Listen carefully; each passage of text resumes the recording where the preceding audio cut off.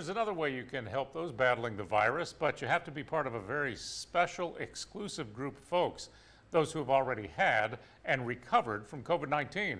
NBC 15's Darwin Singleton tells us how the blood in their veins is offering new hope to still very sick people with coronavirus. The big question for those arriving at Lad People Stadium these days is simple. Do I test positive for COVID-19?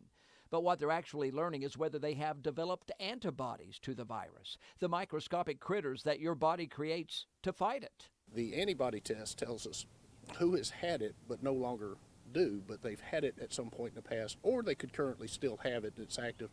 So we're testing nearly 3,000 different kits. And people who test positive for the antibodies may discover something else, that the antibodies in their blood could help someone else recover from COVID-19.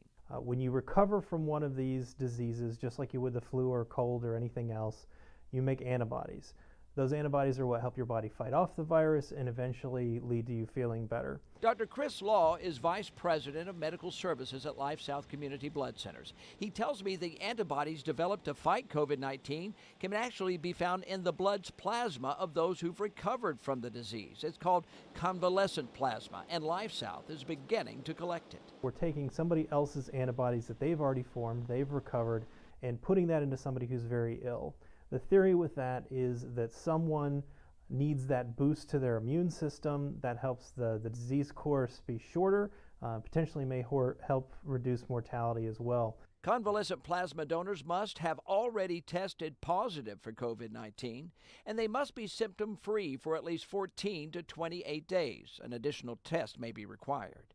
The treatment is still experimental, but the concept has worked with other diseases. So now the very people who have been told to quarantine themselves may offer new hope to those newly diagnosed with the disease.